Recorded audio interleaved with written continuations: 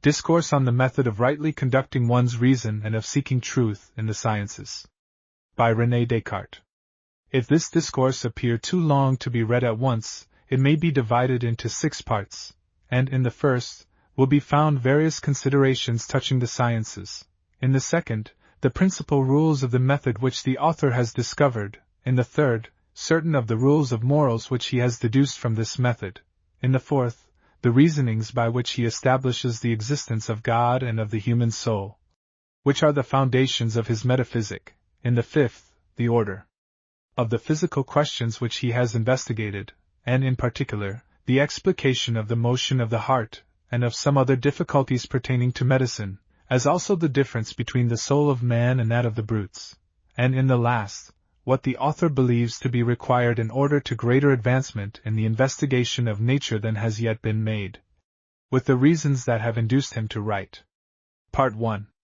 Good sense is, of all things among men, the most equally distributed, for every one thinks himself so abundantly provided with it, that those even who are the most difficult to satisfy in everything else, do not usually desire a larger measure of this quality than they already possess. And in this it is not likely that all are mistaken. The conviction is rather to be held as testifying that the power of judging aright and of distinguishing truth from error, which is properly what is called good sense or reason, is by nature equal in all men, and that the diversity of our opinions, consequently, does not arise from some being endowed with a larger share of reason than others, but solely from this, that we conduct our thoughts along different ways, and do not fix our attention on the same objects. For to be possessed of a vigorous mind is not enough. The prime requisite is rightly to apply it. The greatest minds, as they are capable of the highest excellences, are open likewise to the greatest aberrations, and those who travel very slowly may yet make far greater progress, provided they keep always to the straight road, than those who, while they run, forsake it. For myself, I have never fancied my mind to be in any respect more perfect than those of the generality. On the contrary, I have often wished that I were equal to some others in promptitude of thought, or in clearness and distinctness of imagination, or in fullness and readiness of memory. And besides these, I know of no other qualities that contribute to the perfection of the mind, for as to the reason or sense, inasmuch as it is that alone which constitutes us men, and distinguishes us from the brutes, I am disposed to believe that it is to be found complete in each individual, and on this point to adopt the common opinion of philosophers, who say that the difference of greater and less holds only among the accidents, and not among the forms or natures of individuals of the same species. I will not hesitate, however, to avow my belief that it has been my singular good fortune to have very early in life fallen in with certain tracks which have conducted me to considerations and maxims, of which I have formed a method that gives me the means, as I think, of gradually augmenting my knowledge, and of raising it by little and little to the highest point which the mediocrity of my talents, and the brief duration of my life will permit me to reach. For I have already reaped from it such fruits that, although I have been accustomed to think lowly enough of myself, and although when I look with the eye of a philosopher at the varied courses and pursuits of mankind at large, I find scarcely one which does not appear in vain and useless, I nevertheless derive the highest satisfaction from the progress I conceive myself to have already made in the search after truth, and cannot help entertaining such expectations of the future as to believe that if, among the occupations of men as men, there is any one really excellent and important, it is that which I have chosen. After all, it is possible I may be mistaken, and it is but a little copper and glass, perhaps, that I take for gold and diamonds. I know how very liable we are to delusion in what relates to ourselves, and also how much the judgments of our friends are to be suspected when given in our favor. But I shall endeavor in this discourse to describe the paths I have followed, and to delineate my life as in a picture, in order that each one may also be able to judge of them for himself, and that in the general opinion entertained of them, as gathered from current report, I myself may have a new help towards instruction to be added to those I have been in the habit of employing. My present design, then, is not to teach the method which each ought to follow for the right conduct of his reason, but solely to describe the way in which I have endeavored to conduct my own. They who set themselves to give precepts must of course regard themselves as possessed of greater skill than those to whom they prescribe, and if they err in the slightest particular, they subject themselves to censure. But as this tract is put forth merely as a history, or, if you will, as a tale, in which, amidst some examples worthy of imitation, there will be found, perhaps, as many more which it were advisable not to follow, I hope it will prove useful to some without being hurtful to any, and that my openness will find some favor with all. From my childhood, I have been familiar with letters, and as I was given to believe that by their help a clear and certain knowledge of all that is useful in life might be acquired, I was ardently desirous of instruction. But as soon as I had finished the entire course of study, at the close of which it is customary to be admitted into the order of the learned, I completely changed my opinion. For I found myself involved in so many doubts and errors, that I was convinced I had advanced no farther in all my attempts at learning, than the discovery at every turn of my own ignorance. And yet I was studying in one of the most celebrated schools in Europe, in which I thought there must be learned men, if such were anywhere to be found.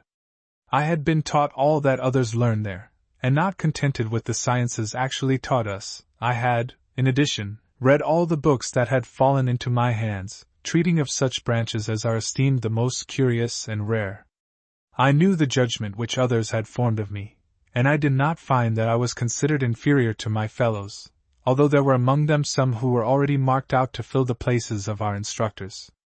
And in fine, our age appeared to me as flourishing, and as fertile in powerful minds as any preceding one. I was thus led to take the liberty of judging of all other men by myself, and of concluding that there was no science in existence that was of such a nature as I had previously been given to believe. I still continued, however, to hold in esteem the studies of the schools. I was aware that the languages taught in them are necessary to the understanding of the writings of the ancients, that the grace of fable stirs the mind, that the memorable deeds of history elevate it, and if read with discretion, aid in forming the judgment, that the perusal of all excellent books is, as it were, to interview with the noblest men of past ages, who have written them, and even a studied interview, in which are discovered to us only their choicest thoughts, that eloquence has incomparable force and beauty, that poesy has its ravishing graces and delights, that in the mathematics there are many refined discoveries eminently suited to gratify the inquisitive, as well as further all the arts and lessen the labor of man, that numerous highly useful precepts and exhortations to virtue are contained in treatises on morals, that theology points out the path to heaven, that philosophy affords the means of discoursing with an appearance of truth on all matters, and commands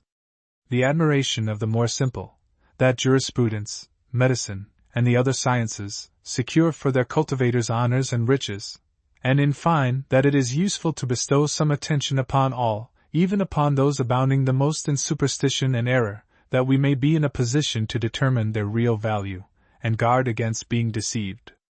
But I believe that I had already given sufficient time to languages, and likewise to the reading of the writings of the ancients, to their histories and fables. For to hold converse with those of other ages and to travel are almost the same thing.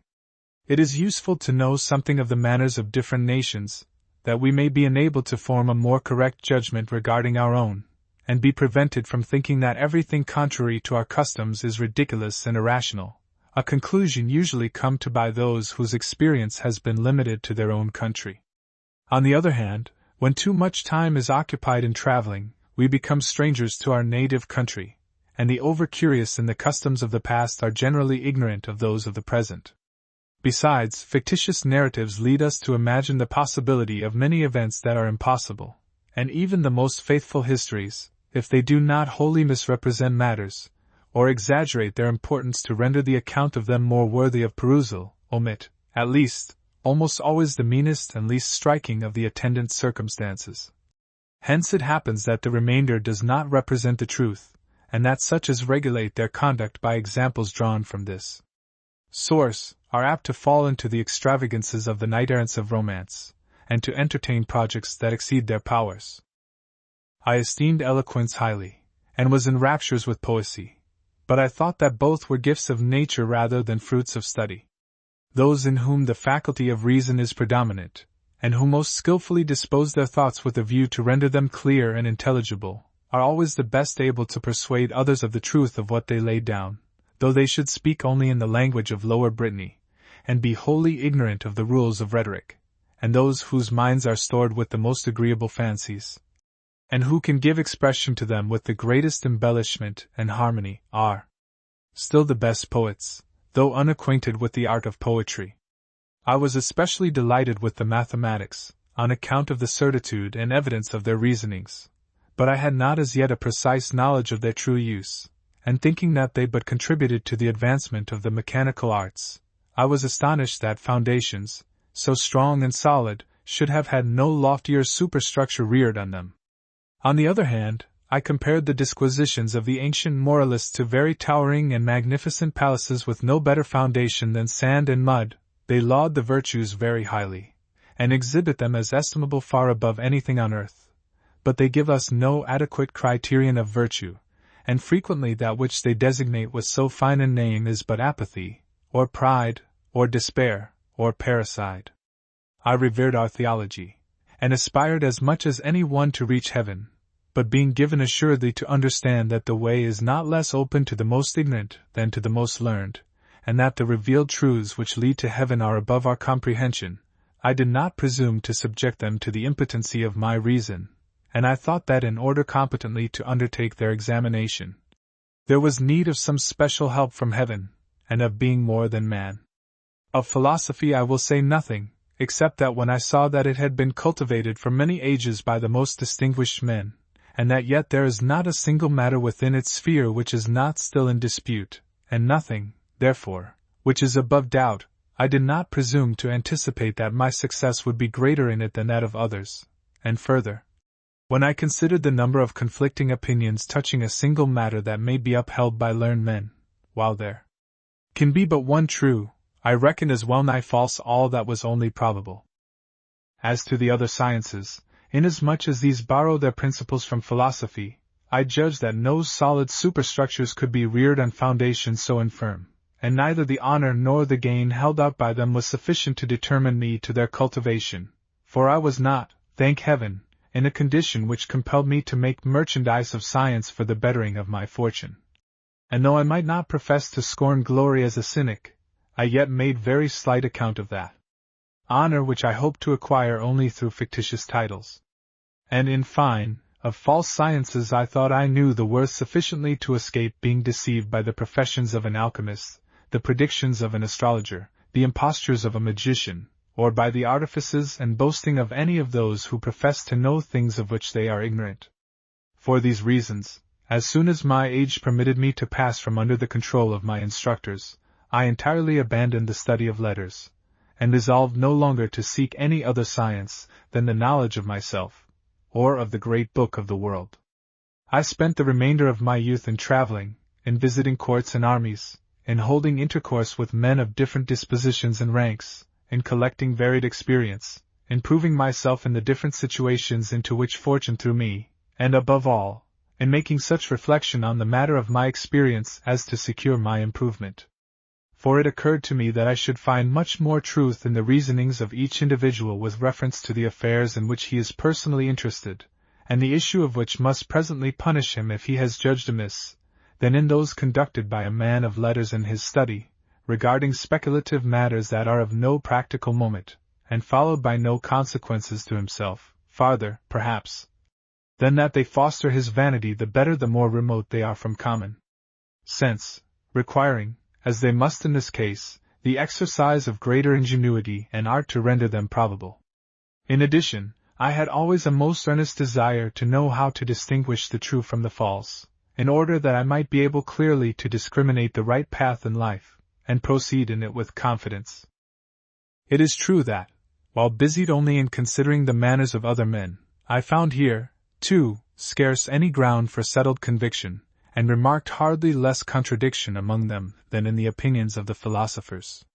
So that the greatest advantage I derived from the study consisted in this, that, observing many things which, however extravagant and ridiculous to our apprehension, are yet by common consent received and approved by other great nations, I learned to entertain too decided a belief in regard to nothing of the truth of which I had been persuaded merely by example and custom. And thus I gradually extricated myself from many errors powerful enough to darken our natural intelligence, and incapacitate us in great measure from listening to reason. But after I had been occupied several years in thus studying the book of the world, and in essaying to gather some experience, I at length resolved to make myself an object of study, and to employ all the powers of my mind in choosing the paths I ought to follow, an undertaking which was accompanied with greater success than it would have been had I never quitted my country or my books. Part 2.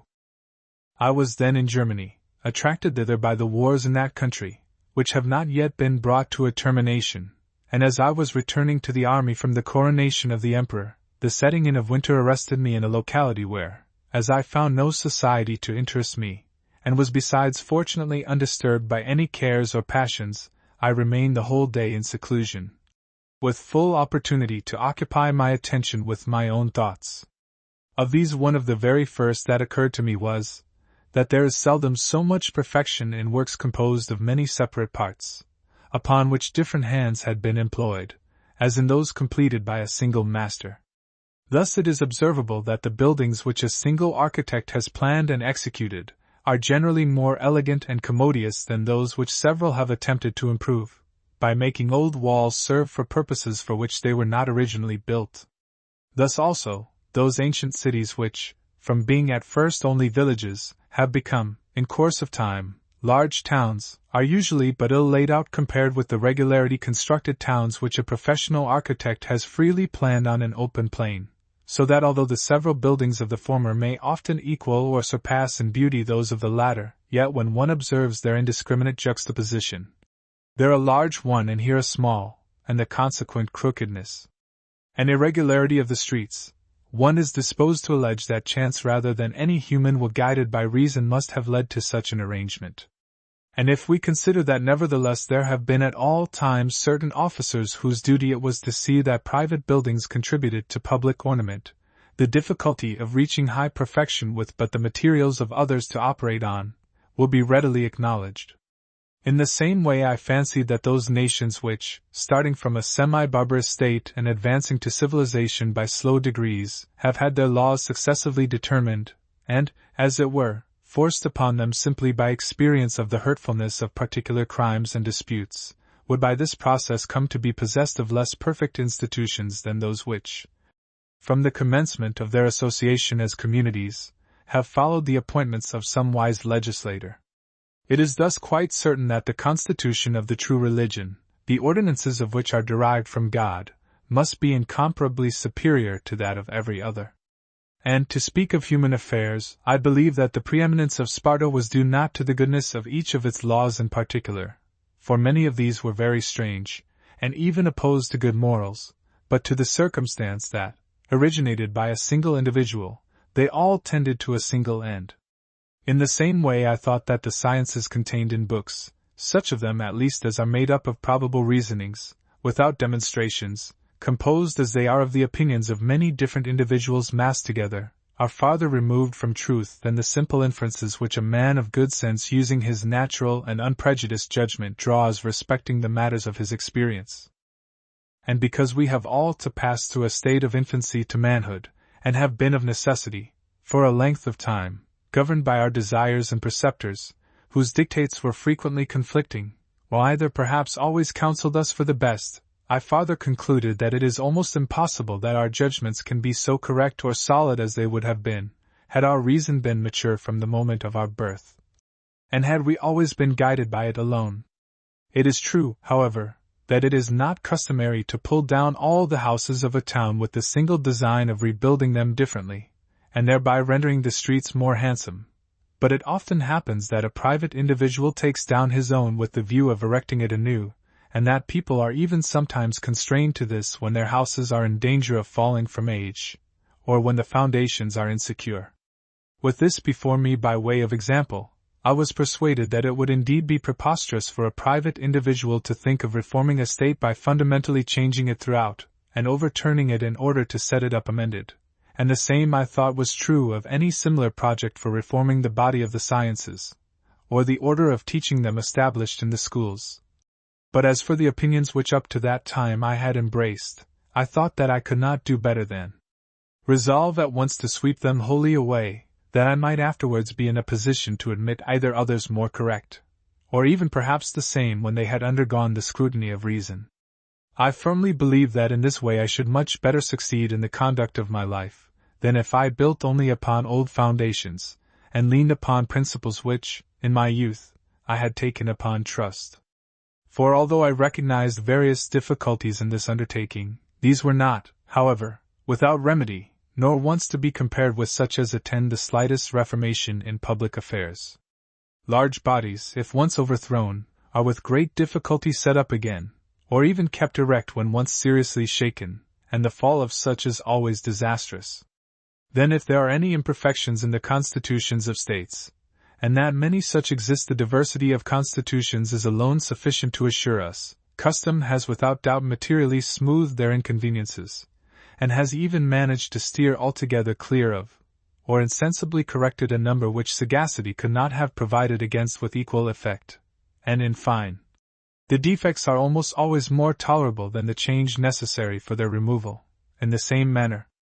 that highways which wind among mountains, by being much frequented, become gradually so smooth and commodious, that it is much better to follow them than to seek a straighter path by climbing over the tops of rocks and descending to the bottoms of precipices. Hence it is that I cannot in any degree approve of those restless and busy meddlers who, called neither by birth nor fortune to take part in the management of public affairs, are yet always projecting reforms. And if I thought that this tract contained aught which might justify the suspicion that I was a victim of such folly, I would by no means permit its publication. I have never contemplated anything higher than the reformation of my own opinions, and basing them on a foundation wholly my own. And although my own satisfaction with my work has led me to present here a draft of it, I do not by any means therefore recommend to every one else to make a similar attempt. Those whom God has endowed with a larger measure of genius will entertain, perhaps, designs still more exalted, but for the many I am much afraid lest even the present undertaking be more than they can safely venture to imitate. The single design to strip one's self of all past beliefs is one that ought not to be taken by everyone. The majority of men is composed of two classes, for either of which would this be at all a befitting resolution. In the first place, of those who with more than a due confidence in their own powers, are precipitate in their judgments, and want the patience requisite for orderly and circumspect thinking, whence it happens, that if men of this class once take the liberty to doubt of their accustomed opinions, and quit the beaten highway, they will never be able to thread the byway that would lead them by a shorter course, and will lose themselves and continue to wander for life. In the second place, of those who, possessed of sufficient sense or modesty to determine that there are others who excel them in the power of discriminating between truth and error, and by whom they may be instructed, ought rather to content themselves with the opinions of such than trust for more correct to their own reason. For my own part, I should doubtless have belonged to the latter class, had I received instruction from but one master, or had I never known the diversities of opinion that from time immemorial have prevailed among men of the greatest learning. But I had become aware, even so early as during my college life, that no opinion, however absurd and incredible, can be imagined, which has not been maintained by some one of the philosophers, and afterwards in the course of my travels I remarked that all those whose opinions are decidedly repugnant to ours are not in that account barbarians and savages, but on the contrary that many of these nations make an equally good, if not better, use of their reason than we do. I took into account also the very different character which a person brought up from infancy in France or Germany exhibits from that which, with the same mind originally, this individual would have possessed had he lived always among the Chinese or with savages, and the circumstance that in dress itself the fashion which pleased us 10 years ago, and which may again, perhaps, be received into favor before 10 years have gone, appears to us at this moment extravagant and ridiculous. I was thus led to infer that the ground of our opinions is far more custom and example than any certain knowledge.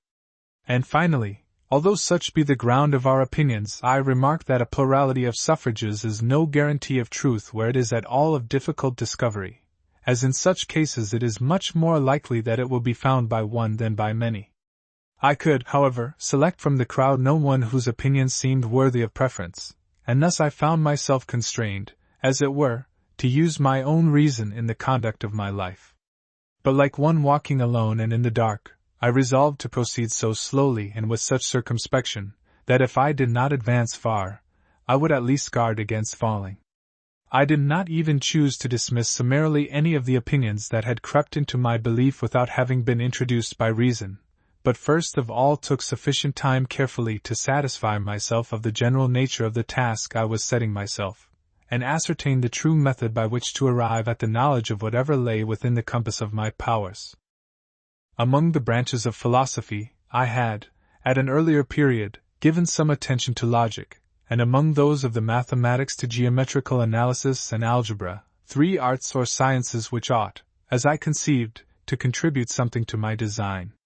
But on examination, I found that, as for logic, its syllogisms and the majority of its other precepts are of avail rather in the communication of what we already know, or even as the art of Lully, in speaking without judgment of things of which we are ignorant, than in the investigation of the unknown. And although this science contains indeed a number of correct and very excellent precepts, there are, nevertheless, so many others, and these either injurious or superfluous, mingled with the former, that it is almost quite as difficult to effect a severance of the true from the false as it is to extract a Diana or a Minerva from a rough block of marble. Then as to the analysis of the ancients and the algebra of the moderns, besides that they embrace only matters highly abstract, and to appearance of no use, the former is so exclusively restricted to the consideration of figures, that it can exercise the understanding only on condition of greatly fatiguing the imagination. And in the latter there is so complete a subjection to certain rules and formulas, that there results an art full of confusion and obscurity calculated to embarrass, instead of a science fitted to cultivate the mind. By these considerations I was induced to seek some other method which would comprise the advantages of the 3 and be exempt from their defects. And as a multitude of laws often only hampers justice, so that a state is best governed when, with few laws, these are rigidly administered, in like manner, instead of the great number of precepts of which logic is composed, I believe that the 4 following would prove perfectly sufficient for me, provided I took the firm and unwavering resolution never in a single instance to fail in observing them. The first was never to accept anything for true which I did not clearly know to be such, that is to say, carefully to avoid precipitancy and prejudice, and to comprise nothing more in my judgment than what was presented to my mind so clearly and distinctly as to exclude all ground of doubt. The second, to divide each of the difficulties under examination into as many parts as possible, and as might be necessary for its adequate solution. The third, to conduct my thoughts in such order that, by commencing with objects the simplest and easiest to know, I might ascend by little and little, and, as it were, step by step, to the knowledge of the more complex, assigning in thought a certain order even to those objects which in their own nature do not stand in a relation of antecedence and sequence.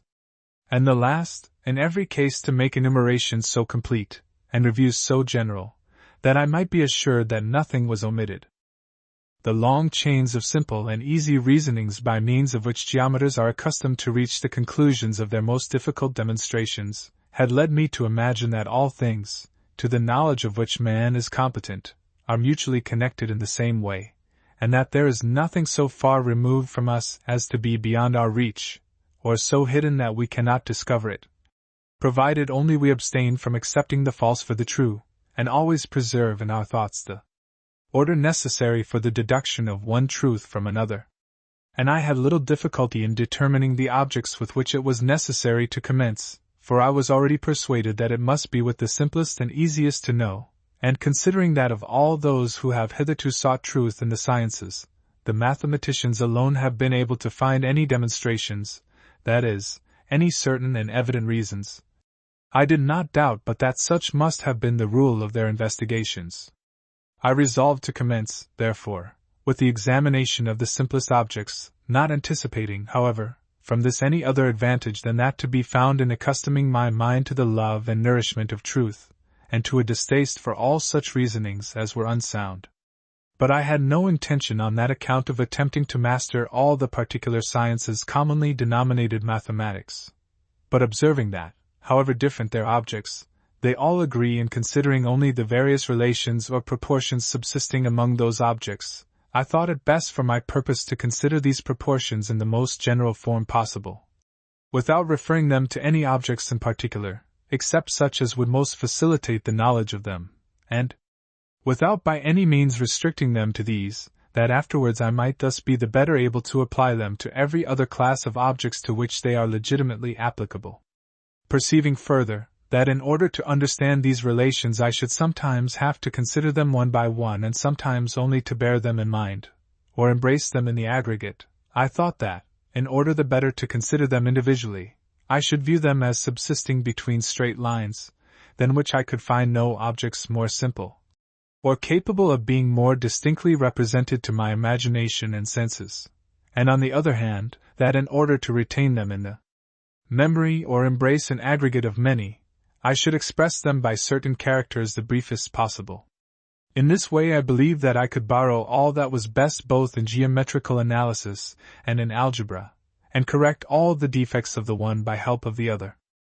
And, in point of fact, the accurate observance of these few precepts gave me, I take the liberty of saying, such ease in unraveling all the questions embraced in these two sciences, that in the 2 or 3 months I devoted to their examination, not only did I reach solutions of questions I had formerly deemed exceedingly difficult, but even as regards questions of the solution of which I continued ignorant, I was enabled, as it appeared to me, to determine the means whereby, and the extent to which a solution was possible, results attributable to the circumstance that I commenced with the simplest and most general truths, and that thus each truth discovered was a rule available in the discovery of subsequent ones. Nor in this perhaps shall I appear too vain, if it be considered that, as the truth on any particular point is one, whoever apprehends the truth, knows all that on that point can be known. The child, for example, who has been instructed in the elements of arithmetic, and has made a particular addition, according to rule, may be assured that he has found, with respect to the sum of the numbers before him, and that in this instance is within the reach of human genius. Now, in conclusion, the method which teaches adherence to the true order, and an exact enumeration of all the conditions of the thing sought includes all that gives certitude to the rules of arithmetic. But the chief ground of my satisfaction with this method was the assurance I had of thereby exercising my reason in all matters, if not with absolute perfection, at least with the greatest attainable by me. Besides, I was conscious that by its use my mind was becoming gradually habituated to clearer and more distinct conceptions of its objects, and I hoped also, from not having restricted this method to any particular matter, to apply it to the difficulties of the other sciences, with not less success than to those of algebra. I should not, however, on this account have ventured at once on the examination of all the difficulties of the sciences which presented themselves to me, for this would have been contrary to the order prescribed in the method, but observing that the knowledge of such is dependent on principles borrowed from philosophy, in which I found nothing certain, I thought it necessary first of all to endeavor to establish its principles. And because I observed, besides, that an inquiry of this kind was of all others of the greatest moment, and one in which precipitancy and anticipation in judgment were most to be dreaded, I thought that I ought not to approach it till I had reached a more mature age, being at that time but 23, and had first of all employed much of my time in preparation for the work, as well by eradicating from my mind all the erroneous opinions I had up to that moment accepted, as by amassing variety of experience to afford materials for my reasonings, and by continually exercising myself in my chosen method with a view to increase skill in its application. Part 3. And finally, as it is not enough, before commencing to rebuild the house in which we live, that it be pulled down, and materials and builders provided, or that we engage in the work ourselves, according to a plan which we have beforehand carefully drawn out, but as it is likewise necessary that we be furnished with some other house in which we may live commodiously during the operations, so that I might not remain irresolute in my actions, while my reason compelled me to suspend my judgment, and that I might not be prevented from living thenceforward in the greatest possible felicity, I formed a provisory code of morals, composed of 3 or 4 maxims, with which I am desirous to make you acquainted. The first was to obey the laws and customs of my country, adhering firmly to the faith in which, by the grace of God, I had been educated from my childhood and regulating my conduct in every other matter according to the most moderate opinions, and the farthest removed from extremes, which should happen to be adopted in practice with general consent of the most judicious of those among whom I might be living. For as I had from that time begun to hold my own opinions for naught because I wished to subject them all to examination, I was convinced that I could not do better than follow in the meantime the opinions of the most judicious. And although there are some perhaps among the Persians and Chinese as judicious as among ourselves, expediency seemed to dictate that I should regulate my practice conformably to the opinions of those with whom I should have to live, and it appeared to me that, in order to ascertain the real opinions of such, I ought rather to take cognizance of what they practiced than of what they said, not only because, in the corruption of our manners, there are few disposed to speak exactly as they believe, but also because very many are not aware of what it is that they really believe, for, as the active mind by which a thing is believed is different from that by which we know that we believe it, the one act is often found without the other. Also, amid many opinions held in equal repute, I chose always the most moderate, as much for the reason that these are always the most convenient for practice, and probably the best, for all excess is generally vicious, as that, in the event of my falling into error, I might be at less distance from the truth than if, having chosen one of the extremes, it should turn out to be the other which I ought to have adopted. And I placed in the class of extremes especially all promises by which somewhat of our freedom is abridged, not that I disapproved of the laws which, to provide against the instability of men of feeble resolution, when what is sought to be accomplished is some good, permit engagements by vows and contracts binding the parties to persevere in it, or even, for the security of commerce, sanction similar engagements where the purpose sought to be realized as indifferent, but because I did not find anything on earth which was wholly superior to change, and because, for myself in particular, I hoped gradually to perfect my judgments, and not to suffer them to deteriorate, I would have deemed it a grave sin against good sense, if, for the reason that I approved of something at a particular time, I therefore bound myself to hold it for good at a subsequent time, when perhaps it had ceased to be so, or I had ceased to esteem it such. My second maxim was to be as firm and resolute in my actions as I was able, and not to adhere less steadfastly to the most doubtful opinions, when once adopted, than if they had been highly certain, imitating in this the example of travelers who, when they have lost their way in a forest, ought not to wander from side to side, far less remain in one place, but proceed constantly towards the same side in as straight a line as possible, without changing their direction for slight reasons. Although perhaps it might be chance alone which at first determined the selection, for in this way, if they do not exactly reach the point they desire, they will come at least in the end to some place that will probably be preferable to the middle of a forest. In the same way, since in action it frequently happens that no delay is permissible, it is very certain that, when it is not in our power to determine what is true, we ought to act according to what is most probable, and even although we should not remark a greater probability in one opinion than in another, we ought notwithstanding to choose one or the other, and afterwards consider it, in so far as it relates to practice, as no longer dubious, but manifestly true and certain, since the reason by which our choice has been determined is itself possessed of these qualities. This principle was sufficient thenceforward to rid me of all those repentings and pangs of remorse that usually disturb the consciences of such feeble and uncertain minds as, destitute of any clear and determinate principle of choice, allow themselves one day to adopt a course of action as the best, which they abandon the next, as the opposite. My third maxim was to endeavor always to conquer myself rather than fortune, and change my desires rather than the order of the world, and in general, accustom myself to the persuasion that, except our own thoughts, there is nothing absolutely in our power, so that when we have done our best in things external to us, all wherein we fail of success is to be held, as regards us, absolutely impossible. And this single principle seemed to me sufficient to prevent me from desiring for the future anything which I could not obtain, and thus render me contented. For since our will naturally seeks those objects alone which the understanding represents as in some way possible of attainment, it is plain that if we consider all external goods as equally beyond our power, we shall no more regret the absence of such goods as seem due to our birth, when deprived of them without any fault of ours, than our not possessing the kingdoms of China or Mexico, and thus making, so to speak, a virtue of necessity, we shall no more desire health in disease, or freedom in imprisonment, than we now do bodies incorruptible as diamonds, or the wings of birds to fly with. But I confess there is need of prolonged discipline and frequently repeated meditation to accustom the mind to view all objects in this light, and I believe that in this chiefly consisted the secret of the power of such philosophers as in former times were enabled to rise superior to the influence of fortune, and amidst suffering and poverty, enjoy a happiness which their gods might have envied. For, occupied incessantly with the consideration of the limits prescribed to their power by nature, they became so entirely convinced that nothing was at their disposal except their own thoughts, that this conviction was of itself sufficient to prevent their entertaining any desire of other objects, and over their thoughts they acquired a sway so absolute,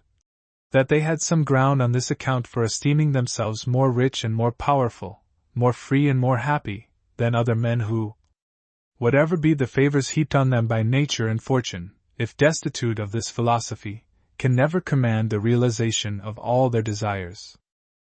In fine, to conclude this code of morals, I thought of reviewing the different occupations of men in this life, with the view of making choice of the best. And without wishing to offer any remarks on the employments of others, I may state that it was my conviction that I could not do better than continue in that in which I was engaged, viz., in devoting my whole life to the culture of my reason, and in making the greatest progress I was able in the knowledge of truth, on the principles of the method which I had prescribed to myself. This method, from the time I had begun to apply it, had been to me the source of satisfaction so intense as to lead me to believe that more perfect or more innocent could not be enjoyed in this life, and as by its means I daily discovered truths that appeared to me of some importance, and of which other men were generally ignorant. The gratification thence arising so occupied my mind that I was wholly indifferent to every other object. Besides, the three preceding maxims were founded singly on the design of continuing the work of self-instruction. For since God has endowed each of us with some light of reason by which to distinguish truth from error, I could not have believed that I ought for a single moment to rest satisfied with the opinions of another, unless I had resolved to exercise my own judgment in examining these whenever I should be duly qualified for the task. Nor could I have proceeded on such opinions without scruple, had I supposed that I should thereby forfeit any advantage for attaining still more accurate, should such exist. And in fine, I could not have restrained my desires, nor remained satisfied had I not followed a path in which I thought myself certain of attaining all the knowledge to the acquisition of which I was competent, as well as the largest amount of what is truly good which I could ever hope to secure, inasmuch as we neither seek nor shun any object except in so far as our understanding represents it as good or bad. All that is necessary to right action is right judgment, and to the best action the most correct judgment, that is, to the acquisition of all the virtues with all else that is truly valuable and within our reach, and the assurance of such an acquisition cannot fail to render us contented. Having thus provided myself with these maxims, and having placed them in reserve along with the truths of faith, which have ever occupied the first place in my belief, I came to the conclusion that I might with freedom set about ridding myself of what remained of my opinions. And inasmuch as I hoped to be better able successfully to accomplish this work by holding intercourse with mankind, than by remaining longer shut up in the retirement where these thoughts had occurred to me, I betook me again to traveling before the winter was well ended. And during the 9 subsequent years, I did nothing but roam from one place to another, desirous of being a spectator rather than an actor in the plays exhibited on the theatre of the world, and, as I made it my business in each matter to reflect particularly upon what might fairly be doubted and prove a source of error, I gradually rooted out from my mind all the errors which had hitherto crept into it. Not that in this I imitated the skeptics who doubt only that they may doubt, and seek nothing beyond uncertainty itself. For, on the contrary, my design was singly to find ground of assurance, and cast aside the loose earth and sand, that I might reach the rock or the clay. In this, as appears to me, I was successful enough, for, since I endeavored to discover the falsehood or incertitude of the propositions I examined, not by feeble conjectures, but by clear and certain reasonings, I met with nothing so doubtful as not to yield some conclusion of adequate certainty, although this were merely the inference, that the matter in question contained nothing certain. And just as in pulling down an old house, we usually reserve the ruins to contribute towards the erection, so, in destroying such of my opinions as I judged to be ill-founded, I made a variety of observations and acquired an amount of experience of which I availed myself in the establishment of more certain. And further, I continued to exercise myself in the method I had prescribed, for, besides taking care in general to conduct all my thoughts according to its rules, I reserved some hours from time to time which I expressly devoted to the employment of the method in the solution of mathematical difficulties, or even in the solution likewise of some questions belonging to other sciences, but which, by my having detached them from such principles of these sciences as were of inadequate certainty, were rendered almost mathematical. The truth of this will be manifest from the numerous examples contained in this volume.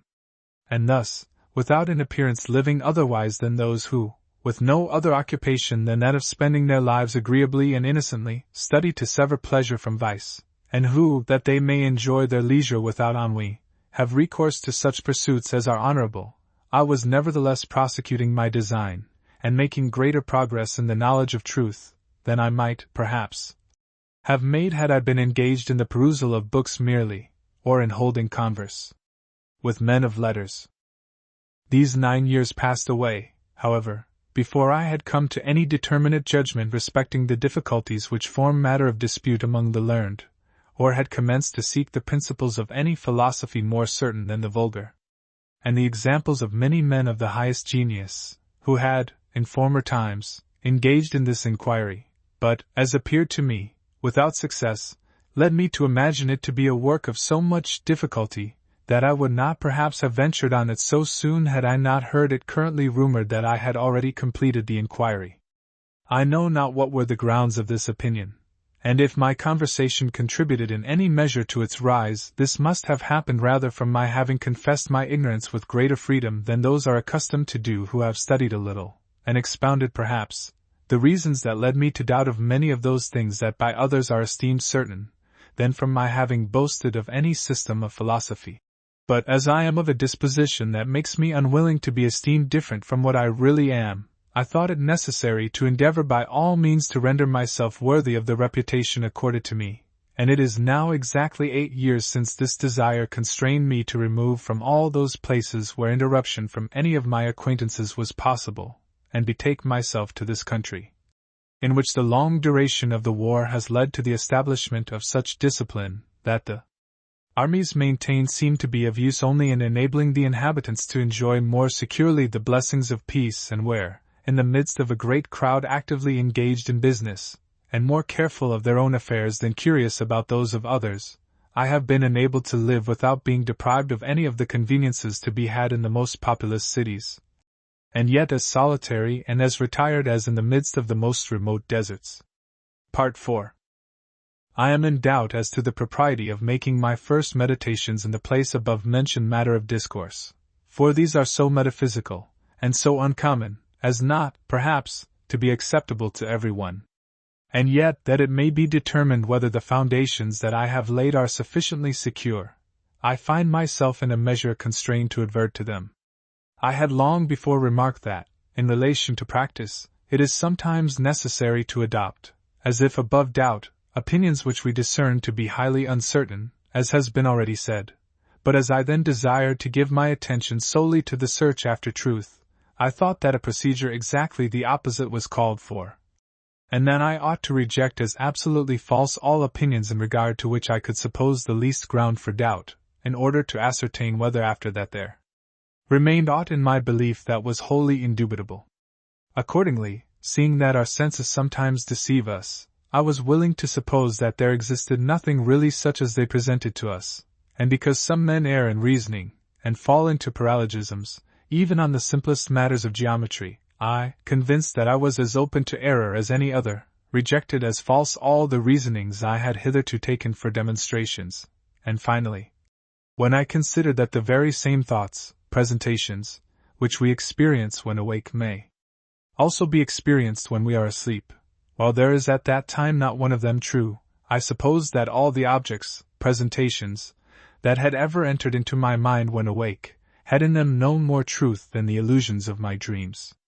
But immediately upon this I observed that, whilst I thus wished to think that all was false, it was absolutely necessary that I, who thus thought, should be somewhat. And as I observed that this truth, I think, therefore I am, cogito ergo sum, was so certain and of such evidence that no ground of doubt, however extravagant, could be alleged by the skeptics capable of shaking it, I concluded that I might, without scruple, accept it as the first principle of the philosophy of which I was in search. In the next place, I attentively examined what I was, and as I observed that I could suppose that I had no body, and that there was no world nor any place in which I might be, but that I could not therefore suppose that I was not, and that, on the contrary, from the very circumstance that I thought to doubt of the truth of other things, it most clearly and certainly followed that I was, while, on the other hand, if I had only ceased to think, although all the other objects which I had ever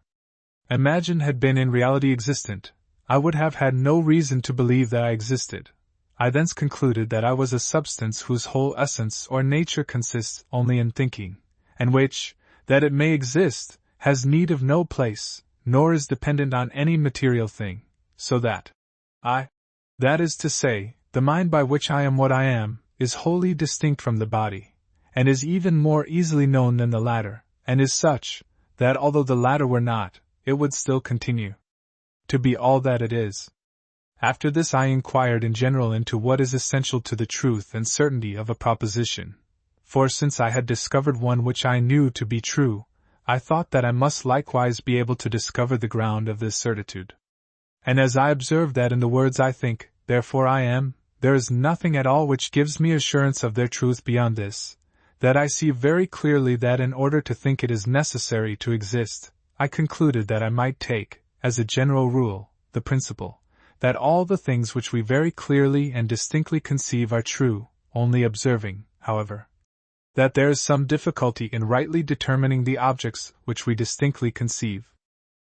In the next place, from reflecting on the circumstance that I doubted, and that consequently my being was not wholly perfect, for I clearly saw that it was a greater perfection to know than to doubt, I was led to inquire whence I had learned to think of something more perfect than myself, and I clearly recognized that I must hold this notion from some nature which in reality was more perfect.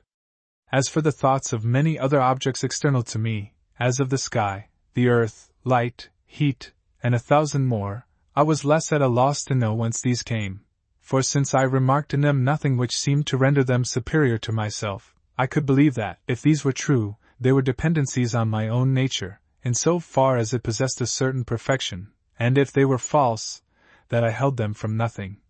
That is to say, that they were in me because of a certain imperfection of my nature. But this could not be the case with the idea of a nature more perfect than myself, for to receive it from nothing was a thing manifestly impossible, and because it is not less repugnant that the more perfect should be ineffective, and dependence on the less perfect, than that something should proceed from nothing, it was equally impossible that I could hold it from myself. Accordingly, it but remained that it had been placed in me by a nature which was in reality more perfect than mine, and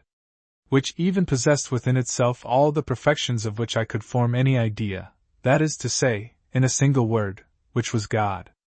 And to this I added that, since I knew some perfections which I did not possess, I was not the only being in existence. I will here, with your permission, freely use the terms of the schools, but on the contrary, that there was of necessity some other more perfect being upon whom I was dependent, and from whom I had received all that I possessed. For if I had existed alone, and independently of every other being, so as to have had from myself all the perfection, however little, which I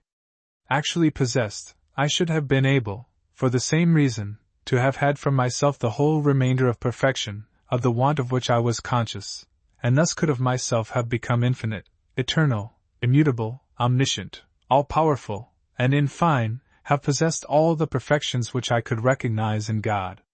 For in order to know the nature of God, whose existence has been established by the preceding reasonings, as far as my own nature permitted, I had only to consider in reference to all the properties of which I found in my mind some idea, whether their possession was a mark of perfection, and I was assured that no one which indicated any imperfection was in him, and that none of the rest was a wanting.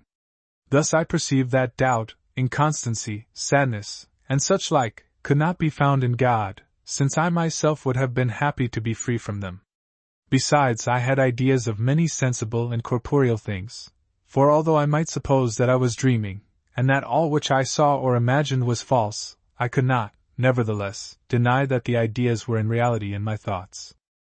But because I had already very clearly recognized in myself that the intelligent nature is distinct from the corporeal, and as I observed that all composition is an evidence of dependency, and that a state of dependency is manifestly a state of imperfection, I therefore determined that it could not be a perfection in God to be compounded of these two natures, and that consequently he was not so compounded. But that if there were any bodies in the world, or even any intelligences or other natures that were not wholly perfect, their existence depended on his power in such a way that they could not subsist without him for a single moment. I was disposed straightway to search for other truths, and when I had represented to myself the object of the geometers, which I conceived to be a continuous body or a space indefinitely extended in length, breadth, and height or depth, divisible into divers parts which admit of different figures and sizes, and of being moved or transposed in all manner of ways,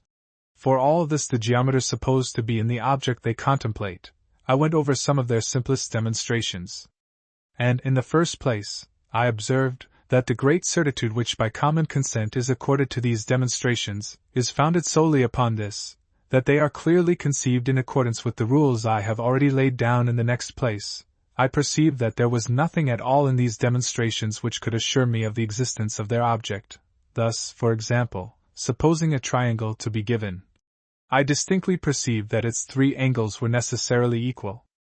to 2 right angles, but I did not on that account perceive anything which could assure me that any triangle existed, while, on the contrary, recurring to the examination of the idea of a perfect being, I found that the existence of the being was comprised in the idea in the same way that the equality of its 3 angles to 2 right angles is comprised in the idea of a triangle, or as in the idea of a sphere.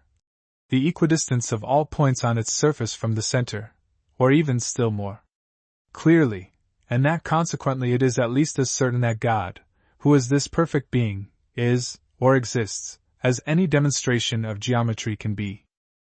But the reason which leads many to persuade themselves that there is a difficulty in knowing this truth, and even also in knowing what their mind really is that they never raise their thoughts above sensible objects, and are so accustomed to consider nothing except by way of imagination, which is a mode of thinking limited to material objects, that all that is not imaginable seems to them not intelligible. The truth of this is sufficiently manifest from the single circumstance, that the philosophers of the schools accept as a maxim that there is nothing in the understanding which was not previously in the senses, in which however it is certain that the ideas of God and of the soul have never been, and it appears to me that they who make use of their imagination to comprehend these ideas do exactly the same thing as if, in order to hear sounds or smell odors, they strove to avail themselves of their eyes, unless indeed that there is this difference, that the sense of sight does not afford us an inferior assurance to those of smell or hearing, in place of which, either our imagination nor our senses can give us assurance of anything unless our understanding intervene. Finally, if there be still persons who are not sufficiently persuaded of the existence of God and of the soul, by the reasons I have adduced, I am desirous that they should know that all the other propositions, of the truth of which they deem themselves perhaps more assured, as that we have a body, and that there exist stars and an earth, and such like, are less certain, for, although we have a moral assurance of these things, which is so strong that there is an appearance of extravagance in doubting of their existence, yet at the same time no one, unless his intellect is impaired, can deny, when the question relates to a metaphysical certitude, that there is sufficient reason to exclude entire assurance, in the observation that when asleep we can in the same way imagine ourselves possessed of another body and that we see other stars and another earth, when there is nothing of the kind. For how do we know that the thoughts which occur in dreaming are false rather than those other which we experience when awake, since the former are often not less vivid and distinct than the latter?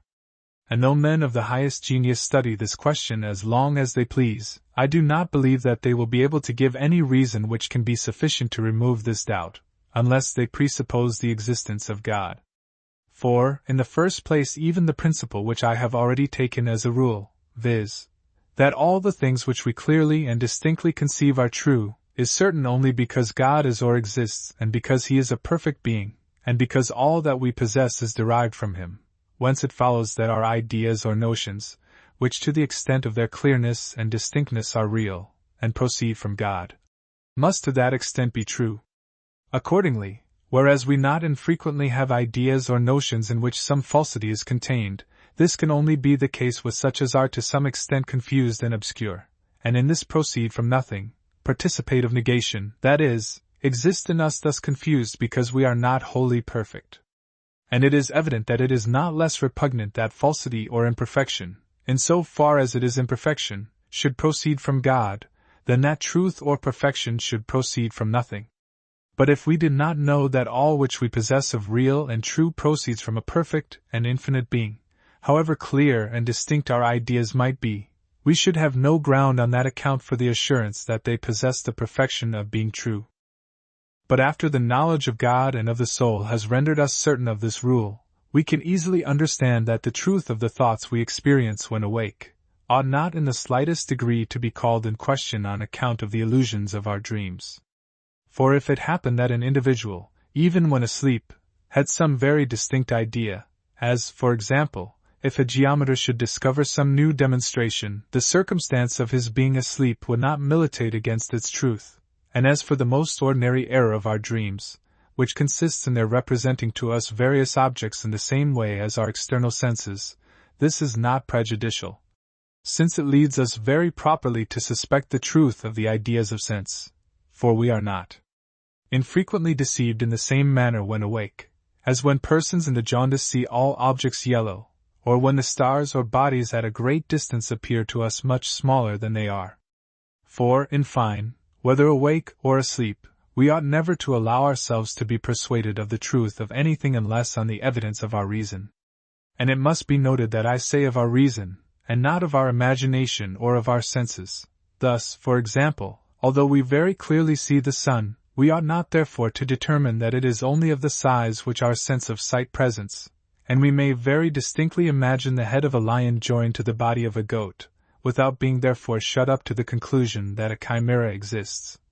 For it is not a dictate of reason that what we thus see or imagine is in reality existent, but it plainly tells us that all our ideas or notions contain in them some truth, for otherwise it could not be that God, who is wholly perfect and veracious, should have placed them in us. And because our reasonings are never so clear or so complete during sleep as when we are awake, although sometimes the acts of our imagination are then as lively and distinct, if not more so than in our waking moments, reason further dictates that, since all our thoughts cannot be true because of our partial imperfection, those possessing truth must infallibly be found in the experience of our waking moments rather than in that of our dreams. Part 5. I would here willingly have proceeded to exhibit the whole chain of truths which I deduced from these primary, but as with a view to this it would have been necessary now to treat of many questions in dispute among the learned, with whom I do not wish to be embroiled, I believe that it will be better for me to refrain from this exposition, and only mention in general what these truths are, that the more judicious may be able to determine whether a more special account of them would conduce to the public advantage. I have ever remained firm in my original resolution to suppose no other principle than that of which I have recently availed myself in demonstrating the existence of God and of the soul, and to accept as true nothing that did not appear to me more clear and certain than the demonstrations of the geometers had formerly appeared. And yet I venture to state that not only have I found means to satisfy myself in a short time on all the principal difficulties which are usually treated of in philosophy, but I have also observed certain laws established in nature by God in such a manner, and of which He has impressed on our minds such notions, that after we have reflected sufficiently upon these, we cannot doubt that they are accurately observed in all that exists or takes place in the world, and farther, by considering the concatenation of these laws, it appears to me that I have discovered many truths more useful and more important than all I had before learned, or even had expected to learn. But because I have essayed to expound the chief of these discoveries in a treatise which certain considerations prevent me from publishing, I cannot make the results known more conveniently than by here giving a summary of the contents of this treatise. It was my design to comprise in it all that, Before I set myself to write it, I thought I knew of the nature of material objects. But like the painters who, finding themselves unable to represent equally well on a plain surface all the different faces of a solid body, select one of the chief, on which alone they make the light fall, and throwing the rest into the shade, allow them to appear only in so far as they can be seen while looking at the principal one. So, fearing lest I should not be able to compense in my discourse all that was in my mind, I resolved to expound singly, though at considerable length, my opinions regarding light, then to take the opportunity of adding something on the sun and the fixed stars, since light almost wholly proceeds from them, on the heavens since they transmit it, on the planets, comets, and earth, since they reflect it, and particularly on all the bodies that are upon the earth, since they are either colored, or transparent, or luminous, and finally on man, since he is the spectator of these objects. Further, to enable me to cast this variety of subjects somewhat into the shade, and to express my judgment regarding them with greater freedom, without being necessitated to adopt or refute the opinions of the learned, I resolved to leave all the people here to their disputes, and to speak only of what would happen in a new world, if God were now to create somewhere in the imaginary spaces matter sufficient to compose one, and were to agitate variously and confusedly the different parts of this matter, so that there resulted a chaos as disordered as the poets ever feigned, and after that did nothing more than lend his ordinary concurrence to nature, and allow her to act in accordance with the laws which he had established. On this supposition, I, in the first place, described this matter, and essayed to represent it in such a manner that to my mind there can be nothing clearer and more intelligible, except what has been recently said regarding God and the soul, for I even expressly suppose that it possessed none of those forms or qualities which are so debated in the schools, nor in general anything the knowledge of which is not so natural to our minds that no one can so much as imagine himself ignorant of it. Besides, I have pointed out what are the laws of nature, and with no other principle upon which to found my reasonings except the infinite perfection of God, I endeavored to demonstrate all those about which there could be any room for doubt, and to prove that they are such, that even if God had created more worlds, there could have been none in which these laws were not observed. Thereafter, I showed how the greatest part of the matter of this chaos must, in accordance with these laws, dispose and arrange itself in such a way as to present the appearance of heavens, how in the meantime some of its parts must compose an earth, and some planets and comets, and others a sun and fixed stars. And making a digression at this stage on the subject of light, I expounded at considerable length what the nature of that light must be which is found in the sun and the stars, and how thence in an instant of time it traverses the immense spaces of the heavens, and how from the planets and comets it is reflected towards the earth. To this I likewise added much respecting the substance, the situation, the motions, and all the different qualities of these heavens and stars, so that I thought I had said enough respecting them to show that there is nothing observable in the heavens or stars of our system that must not, or at least may not appear precisely alike in those of the system which I described. I came next to speak of the earth in particular, and to show how, even though I had expressly supposed that God had given no weight to the matter of which it is composed, this should not prevent all its parts from tending exactly to its center, how with water and air on its surface, the disposition of the heavens and heavenly bodies, more especially of the moon, must cause a flow and ebb, like in all its circumstances to that observed in our seas, as also a certain current both of water and air, from east to west, such as is likewise observed between the tropics, how the mountains, seas, fountains, and rivers might naturally be formed in it, and the metals produced in the mines, and the plants grow in the fields, and in general, how all the bodies which are commonly denominated mixed or composite might be generated, and, among other things in the discoveries alluded to, inasmuch as besides the stars, I knew nothing except fire which produces light, I spared no pains to set forth all that pertains to its nature, the manner of its production and support, and to explain how heat is sometimes found without light, and light without heat, to show how it can induce various colors upon different bodies and other diverse qualities, how it reduces some to a liquid state and hardens others, how it can consume almost all bodies, or convert them into ashes and smoke, and finally, how from these ashes, by the mere intensity of its action, it forms glass, for as this transmutation of ashes into glass appeared to me as wonderful as any other in nature. I took a special pleasure in describing it. I was not, however, disposed, from these circumstances, to conclude that this world had been created in the manner I described, for it is much more likely that God made it at the first such as it was to be. But this is certain, and an opinion commonly received among theologians, that the action by which he now sustains it is the same with that by which he originally created it, so that even although he had from the beginning given it no other form than that of chaos, provided only he had established certain laws of nature, and had lent it his concurrence to enable it to act as it is wont to do, it may be believed, without discredit to the miracle of creation, that, in this way alone, things purely material might, in course of time, have become such as we observe them at present, and their nature is much more easily conceived when they are beheld coming in this manner gradually into existence, than when they are only considered as produced at once in a finished and perfect state. From the description of inanimate bodies and plants, I passed to animals, and particularly to man. But since I had not as yet sufficient knowledge to enable me to treat of these in the same manner as of the rest, that is to say, by deducing effects from their causes, and by showing from what elements, and in what manner nature must produce them, I remained satisfied with the supposition that God formed the body of man wholly like to one of ours, as well in the external shape of the members as in the internal conformation of the organs, of the same matter with that I had described, and at first placed in it no rational soul, nor any other principle, in room of the vegetative or sensitive soul, beyond kindling in the heart one of those fires without light, such as I had already described, and which I thought was not different from the heat in hay that has been heaped together before it is dry, or that which causes fermentation in new wines before they are run clear of the fruit.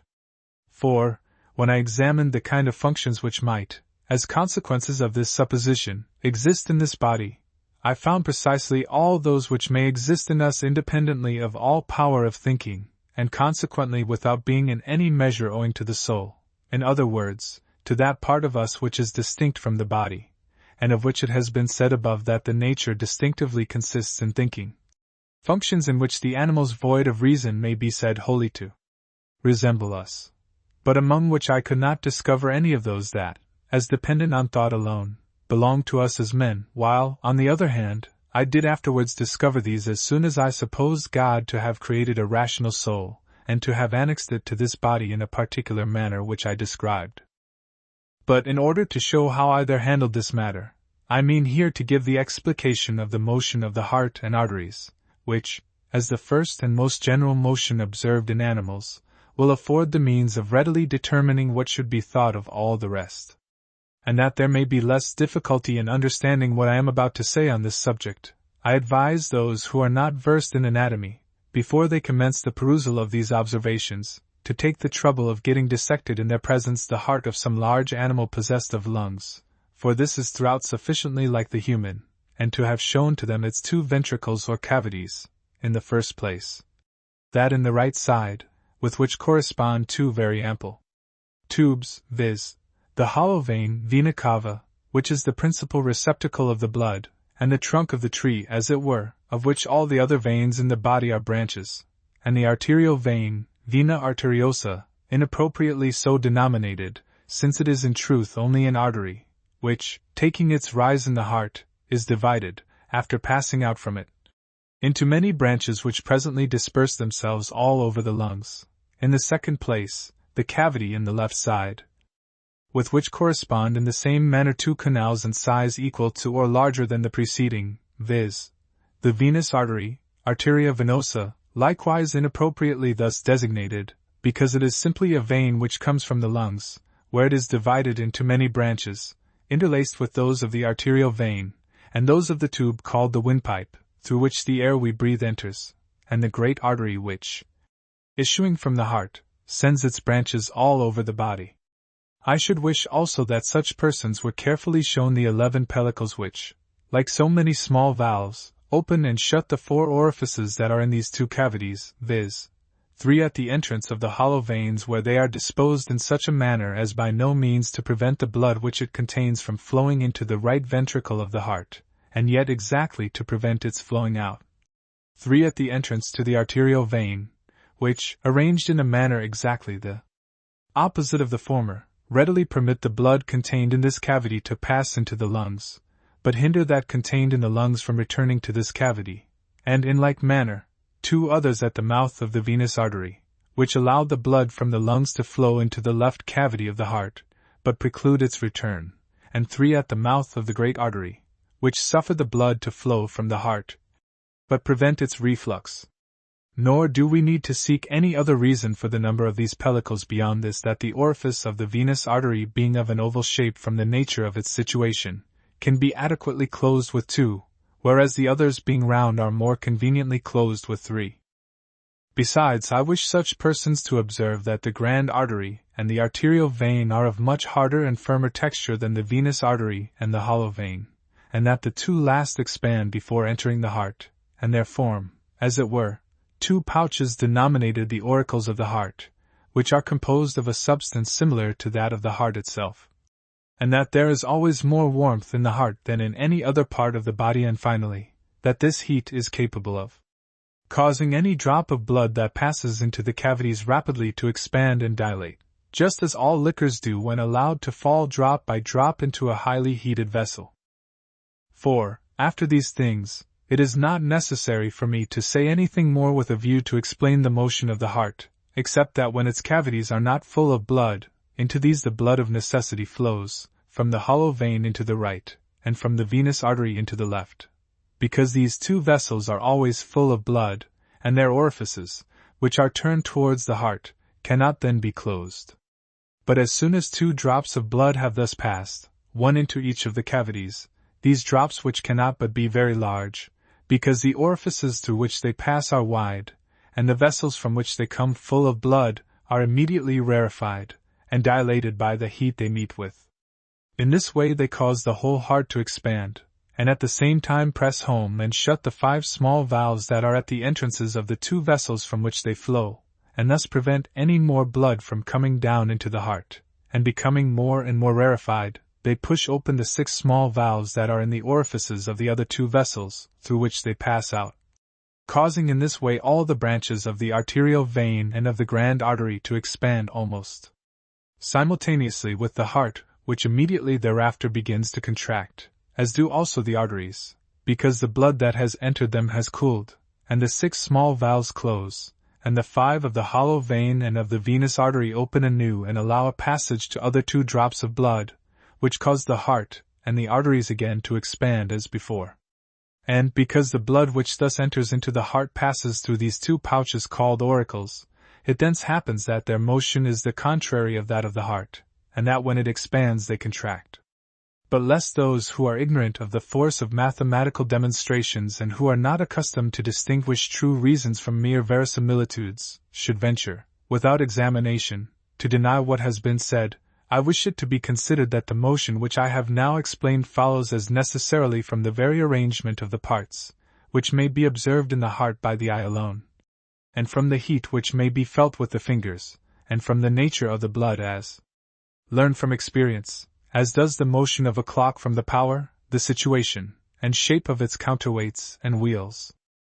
But if it be asked how it happens that the blood in the veins, flowing in this way continually into the heart, is not exhausted, and why the arteries do not become too full, since all the blood which passes through the heart flows into them,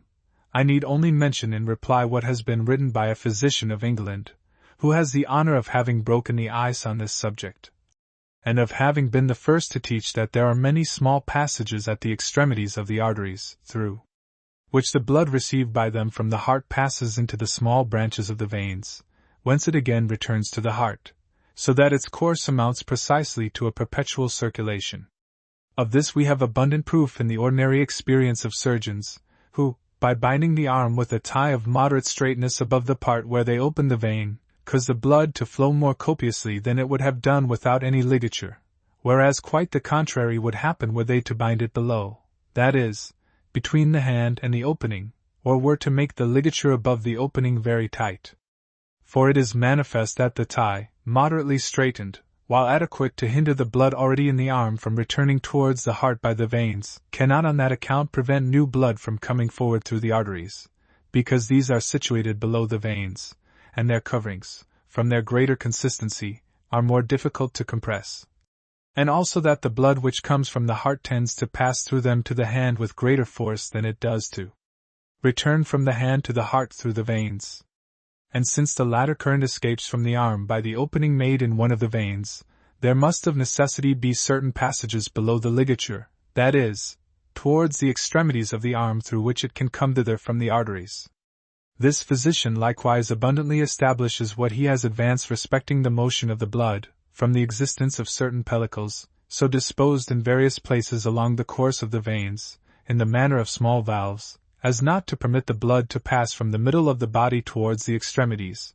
but only to return from the extremities to the heart, and farther. From experience which shows that all the blood which is in the body may flow out of it in a very short time, through a single artery that has been cut, even although this had been closely tied in the immediate neighborhood of the heart, and cut between the heart and the ligature, so as to prevent the supposition that the blood flowing out of it could come from any other quarter than the heart. But there are many other circumstances which evince that what I have alleged is the true cause of the motion of the blood. Thus, in the first place, the difference that is observed between the blood which flows from the veins, and that from the arteries, can only arise from this, that being rarefied, and, as it were, distilled by passing through the heart, it is thinner, and more vivid, and warmer immediately after leaving the heart. In other words, when in the arteries, then it was a short time before passing into either, in other words, when it was in the veins, and if attention be given, it will be found that this difference is very marked only in the neighborhood of the heart, and is not so evident in parts more remote from it. In the next place, the consistency of the coats of which the arterial vein and the great artery are composed, sufficiently shows that the blood is impelled against them with more force than against the veins. And why should the left cavity of the heart and the great artery be wider and larger than the right cavity and the arterial vein, were it not that the blood of the venous artery, having only been in the lungs after it has passed through the heart, is thinner, and rarefies more readily, and in a higher degree, than the blood which proceeds immediately from the hollow vein? And what can physicians conjecture from feeling the pulse unless they know that according as the blood changes its nature it can be rarefied by the warmth of the heart, in a higher or lower degree, and more or less quickly than before? And if it be inquired how this heat is communicated to the other members, must it not be admitted that this is effected by means of the blood, which, passing through the heart, is there heated anew, and thence diffused over all the body? Whence it happens, that if the blood be withdrawn from any part, the heat is likewise withdrawn by the same means, and although the heart were as hot as glowing iron, it would not be capable of warming the feet and hands as at present, unless it continually sent thither new blood. We likewise perceive from this, that the true use of respiration is to bring sufficient fresh air into the lungs, to cause the blood which flows into them from the right ventricle of the heart, where it has been rarefied and, as it were, changed into vapors, to become thick, and to convert it anew into blood, before it flows into the left cavity, without which process it would be unfit for the nourishment of the fire that is there. This receives confirmation from the circumstance that it is observed of animals destitute of lungs that they have also but one cavity in the heart, and that in children who cannot use them while in the womb, there is a hole through which the blood flows from the hollow vein into the left cavity of the heart, and a tube through which it passes from the arterial vein into the grand artery without passing through the lung. In the next place, how could digestion be carried on in the stomach unless the heart communicated heat to it through the arteries, and along with this certain of the more fluid parts of the blood, which assist in the dissolution of the food that has been taken in? Is not also the operation which converts the juice of food into blood easily comprehended, when it is considered that it is distilled by passing and repassing through the heart perhaps more than 100 or 200 times in a day? And what more need be adduced to explain nutrition, and the production of the different humors of the body, beyond saying that the force with which the blood, in being rarefied, passes from the heart towards the extremities of the arteries, causes certain of its parts to remain in the members at which they arrive, and there occupy the place of some others expelled by them, and that according to the situation, shape, or smallness of the pores with which they meet, some rather than others flow into certain parts, in the same way that some sieves are observed to act, which, by being variously perforated, serve to separate different species of grain? And in the last place, what above all is here worthy of observation, is the generation of the animal spirits, which are like a very subtle wind, or rather a very pure and vivid flame which, continually ascending in great abundance from the heart to the brain, thence penetrates through the nerves into the muscles, and gives motion to all the members, so that to account for other parts of the blood which, as most agitated and penetrating, are the fittest to compose these spirits, proceeding towards the brain, it is not necessary to suppose any other cause than simply that the arteries which carry them thither proceed from the heart in the most direct lines, and that, according to the rules of mechanics which are the same with those of nature, when many objects tend at once to the same point where there is not sufficient room for all, as is the case with the parts of the blood which flow forth from the left cavity of the heart, and tend towards the brain, the weaker and less agitated parts must necessarily be driven aside from that point by the stronger which alone in this way reach it. I had expounded all these matters with sufficient minuteness in the treatise which I formerly thought of publishing. And after these, I had shown what must be the fabric of the nerves and muscles of the human body to give the animal spirits contained in it the power to move the members, as when we see heads shortly after they have been struck off still move and bite the earth, although no longer animated. What changes must take place in the brain to produce waking, sleep, and dreams, how light, sounds, odors, tastes, heat, and all the other qualities of external objects impress it with different ideas by means of the senses, how hunger, thirst, and the other internal affections can likewise impress upon it diverse ideas, what must be understood by the common sense, sensus communis, in which these ideas are received, by the memory which retains them, by the fantasy which can change them in various ways, and out of them compose new ideas, and which, by the same means, distributing the animal spirits through the muscles, can cause the members of such a body to move in as many different ways, and in a manner as suited, whether to the objects that are presented to its senses or to its internal affections, as can take place in our own case apart from the guidance of the will. Nor will this appear at all strange to those who are acquainted with the variety of movements performed by the different automata, or moving machines fabricated by human industry, and that with help of but few pieces compared with the great multitude of bones, muscles, nerves, arteries, veins, and other parts that are found in the body of each animal. Such persons will look upon this body as a machine made by the hands of God, which is incomparably better arranged, and adequate to movements more admirable than is any machine of human invention. And here I specially stayed to show that, were there such machines exactly resembling organs and outward form an ape or any other irrational animal, we could have no means of knowing that they were in any respect of a different nature from these animals. But if there were machines bearing the image of our bodies, and capable of imitating our actions as far as it is morally possible, there would still remain two most certain tests whereby to know that they were not therefore really men. Of these the first is that they could never use words or other signs arranged in such a manner as is competent to us in order to declare our thoughts to others, for we may easily conceive a machine to be so constructed that it emits vocables, and even that it emits some correspondent to the action upon it of external objects which cause a change in its organs. For example, if touched in a particular place it may demand what we wish to say to it, if in another it may cry out that it is hurt, and such like, but not that it should arrange them variously so as appositely to reply to what is said in its presence, as men of the lowest grade of intellect can do.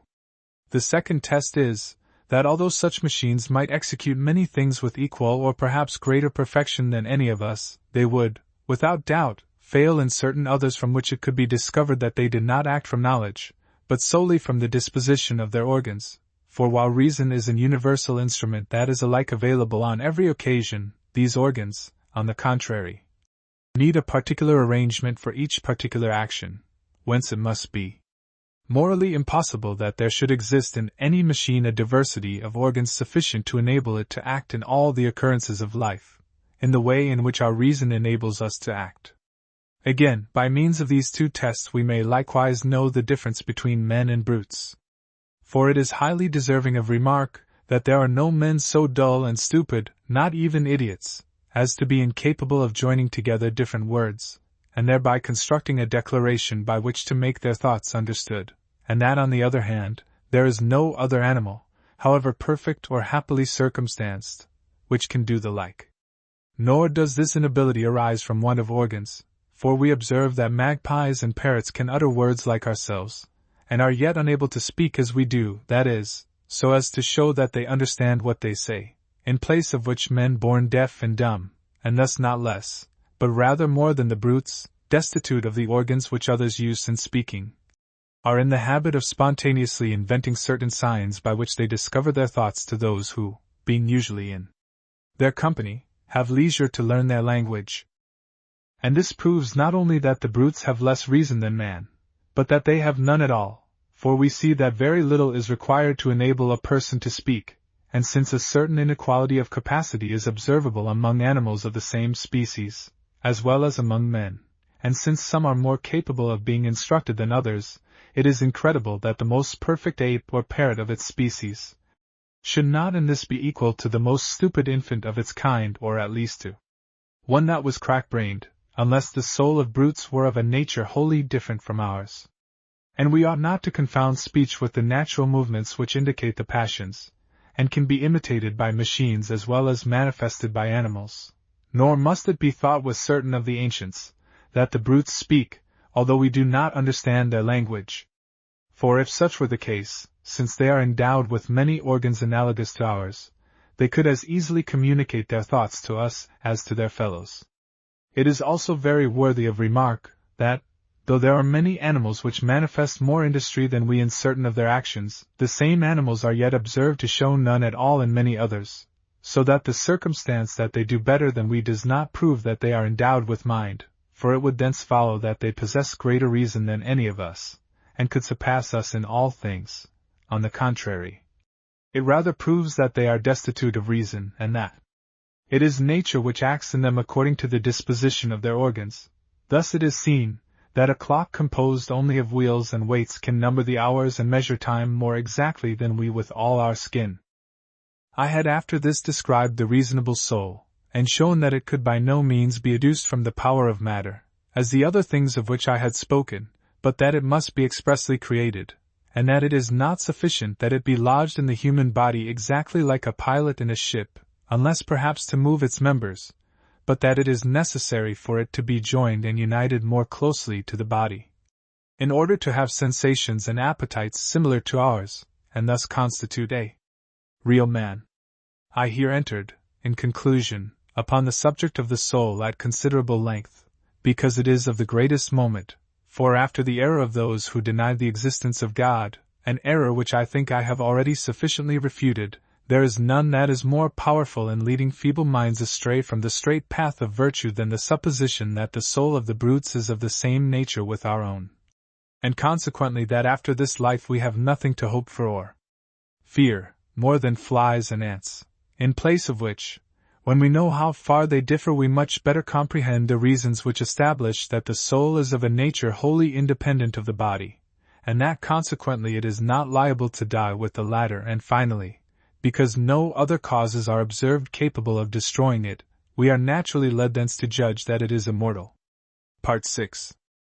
3 years have now elapsed since I finished the treatise containing all these matters, and I was beginning to revise it, with the view to put it into the hands of a printer, when I learned that persons to whom I greatly defer, and whose authority over my actions is hardly less influential than is my own reason over my thoughts, had condemned a certain doctrine in physics,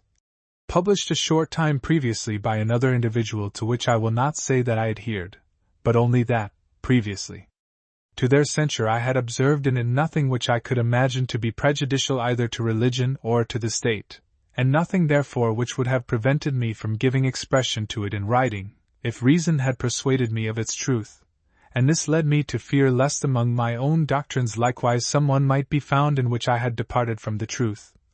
Notwithstanding the great care I have always taken not to accord belief to new opinions of which I had not the most certain demonstrations, and not to give expression to aught that might tend to the hurt of any one. This has been sufficient to make me alter my purpose of publishing them, for although the reasons by which I had been induced to take this resolution were very strong, yet my inclination, which has always been hostile to writing books, enabled me immediately to discover other considerations sufficient to excuse me for not undertaking the task. And these reasons, on one side and the other, are such, that not only is it in some measure my interest here to state them, but that of the public, perhaps, to know them. I have never made much account of what has proceeded from my own mind, and so long as I gathered no other advantage from the method I employ beyond satisfying myself on some difficulties belonging to the speculative sciences, or endeavoring to regulate my actions according to the principles it taught me, I never thought myself bound to publish anything respecting it.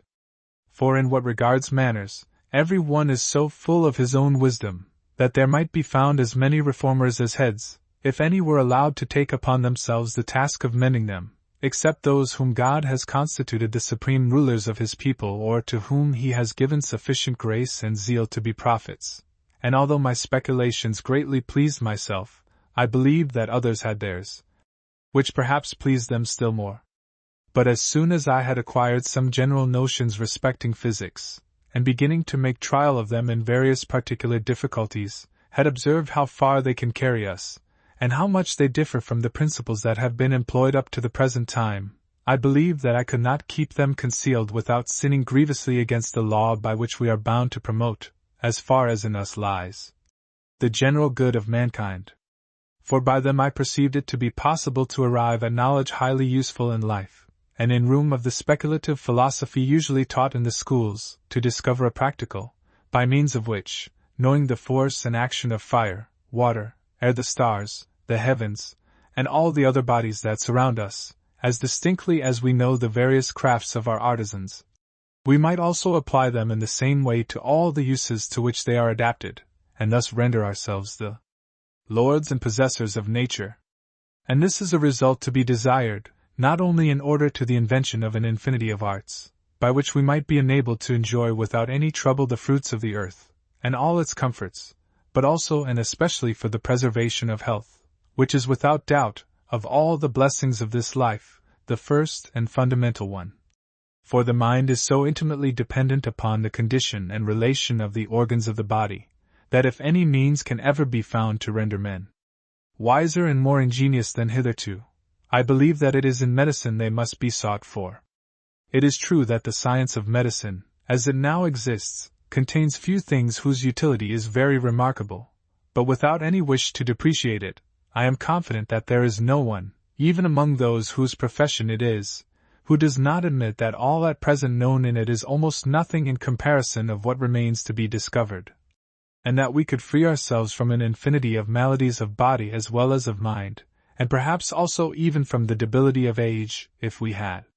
sufficiently ample knowledge of their causes, and of all the remedies provided for us by nature.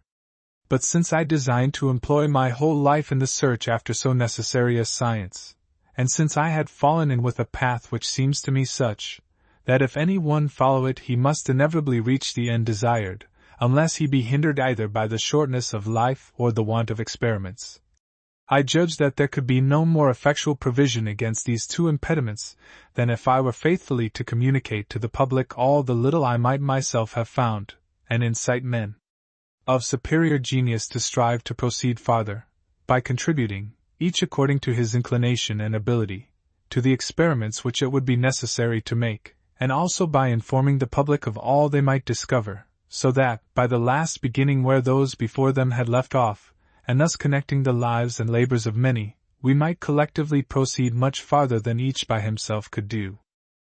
I remarked, moreover, with respect to experiments, that they become always more necessary the more one is advanced in knowledge, for, at the commencement, it is better to make use only of what is spontaneously presented to our senses, and of which we cannot remain ignorant, provided we bestow on it any reflection, however slight, than to concern ourselves about more uncommon and recondite phenomena. The reason of which is, that the more uncommon often only mislead us so long as the causes of the more ordinary are still unknown, and the circumstances upon which they depend are almost always so special and minute as to be highly difficult to detect. But in this I have adopted the following order. First, I have essayed to find in general the principles, or first causes of all that is or can be in the world, without taking into consideration for this end anything but God Himself who has created it, and without adducing them from any other source than from certain germs of truths naturally existing in our minds in the second place. I examined what were the first and most ordinary effects that could be deduced from these causes, and it appears to me that, in this way, I have found heavens, stars, and earth, and even on the earth water, air, fire, minerals, and some other things of this kind, which of all others are the most common and simple, and hence the easiest to know. Afterwards, when I wished to descend to the more particular, so many diverse objects presented themselves to me, that I believed it to be impossible for the human mind to distinguish the forms or species of bodies that are upon the earth, from an infinity of others which might have been, if it had pleased God to place them there, or consequently to apply them to our use, unless we rise to causes through their effects, and avail ourselves of many particular experiments. Thereupon, turning over in my mind the objects that had ever been presented to my senses, I freely venture to state that I have never observed any which I could not satisfactorily explain by the principles had discovered. But it is necessary also to confess that the power of nature is so ample and vast, and these principles so simple and general, that I have hardly observed a single particular effect which I cannot at once recognize as capable of being deduced in man different modes from the principles, and that my greatest difficulty usually is to discover in which of these modes the effect is dependent upon them. For out of this difficulty cannot otherwise extricate myself than by again seeking certain experiments, which may be such that their result is not the same, if it is in the one of these modes that we must explain it, as it would be if it were to be explained in the other. As to what remains, I am now in a position to discern, as I think, with sufficient clearness what course must be taken to make the majority those experiments which may conduce to this end, but I perceive likewise that they are such and so numerous, that neither my hands nor my income, though it were 1,000 times larger than it is, would be sufficient for them all. So that according as henceforward I shall have the means of making more or fewer experiments, I shall in the same proportion make greater or less progress in the knowledge of nature. This was what I had hoped to make known by the treatise I had written, and so clearly to exhibit the advantage that would thence accrue to the public, as to induce all who have the common good of man at heart, that is, all who are virtuous in truth, and not merely in appearance, or according to opinion, as well to communicate to me the experiments they had already made, as to assist me in those that remain to be made. But since that time other reasons have occurred to me, by which I have been led to change my opinion, and to think that I ought indeed to go on committing to writing all the results which I deemed of any moment, as soon as I should have tested their truth, and to bestow the same care upon them as I would have done had it been my design to publish them. This course commended itself to me, as well because I thus afforded myself more ample inducement to examine them thoroughly, for doubtless that is always more narrowly scrutinized which we believe will be read by many, than that which is written merely for our private use, and frequently what has seemed to me true when I first conceived it, has appeared false when I have set about committing it to writing. As because I thus lost no opportunity of advancing the interests of the public, as far as in me lay, and since thus likewise, if my writings possess any value, those into whose hands they may fall after my death may be able to put them to what use they deem proper. But I resolved by no means to consent to their publication during my lifetime, lest either the oppositions or the controversies to which they might give rise, or even the reputation, such as it might be, which they would acquire for me, should be any occasion of my losing the time that I had set apart for my own improvement. For though it be true that every one is bound to promote to the extent of his ability the good of others, and that to be useful to no one is really to be worthless, yet it is likewise true that our cares ought to extend beyond the present, and it is good to omit doing what might perhaps bring some profit to the living, when we have in view the accomplishment of other ends that will be of much greater advantage to posterity. And in truth, I am quite willing it should be known that the little I have hitherto learned is almost nothing in comparison with that of which I am ignorant, and to the knowledge of which I do not despair of being able to attain, for it is much the same with those who gradually discover truth in the sciences, as with those who when growing rich find less difficulty in making great acquisitions than they formerly experienced when poor in making acquisitions of much smaller amount. Or they may be compared to the commanders of armies, whose forces usually increase in proportion to their victories, and who need greater prudence to keep together the residue of their troops after a defeat than after a victory to take towns and provinces.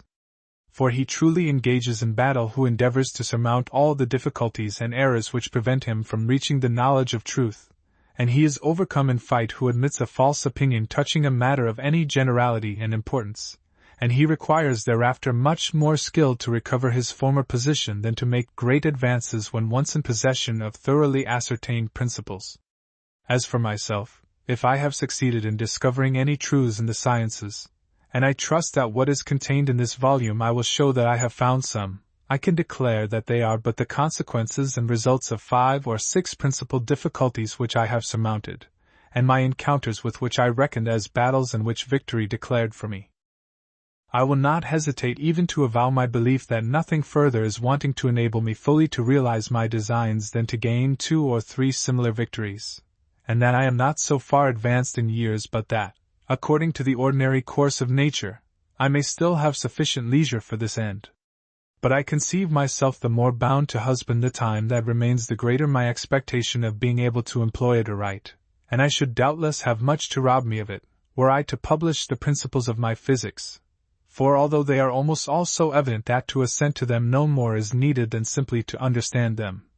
and although there is not one of them of which I do not expect to be able to give demonstration, yet, as it is impossible that they can be in accordance with all the diverse opinions of others, I foresee that I should frequently be turned aside from my grand design, on occasion of the opposition which they would be sure to awaken. It may be said that these oppositions would be useful both in making me aware of my errors, and if my speculations contain anything of value, in bringing others to a fuller understanding of it, and still farther, as many can see better than one, in leading others who are now beginning to avail themselves of my principles, to assist me in turn with their discoveries. But though I recognize my extreme liability to error, and scarce ever trust to the first thoughts which occur to me, yet the experience I have had of possible objections to my views prevents me from anticipating any profit from them. For I have already had frequent proof of the judgments, as well of those I esteemed friends, as of some others to whom I thought I was an object of indifference, and even of some whose malignancy and envy would, I knew, determine them to endeavor to discover what partiality concealed from the eyes of my friends. But it has rarely happened that anything has been objected to me which I had myself altogether overlooked, unless it were something far removed from the subject, so that I have never met with a single critic of my opinions who did not appear to me either less rigorous or less equitable than myself. And further, I have never observed that any truth before unknown has been brought to light by the disputations that are practiced in the schools, for while each strives for the victory, each is much more occupied in making the best of mere verisimilitude, than in weighing the reasons on both sides of the question, and those who have been long good advocates are not afterwards on that account the better judges. As for the advantage that others would derive from the communication of my thoughts, it could not be very great, because I have not yet so far prosecuted them as that much does not remain to be added before they can be applied to practice. And I think I may say without vanity, that if there is any one who can carry them out that length, it must be myself rather than another, not that there may not be in the world many minds incomparably superior to mine, but because one cannot so well seize a thing and make it one's own, when it has been learned from another, as when one has himself discovered it. And so true is this of the present subject that, though I have often explained some of my opinions to persons of much acuteness, who, whilst I was speaking, appeared to understand them very distinctly, yet, when they repeated them, I have observed that they almost always changed them to such an extent that I could no longer acknowledge them as mine. I am glad, by the way, to take this opportunity of requesting posterity never to believe on hearsay that anything has proceeded from me which has not been published by myself, and I am not at all astonished at the extravagances attributed to those ancient philosophers whose own writings we do not possess, whose thoughts, however, I do not on that account suppose to have been really absurd, seeing they were among the ablest men of their times, but only that these have been falsely represented to us.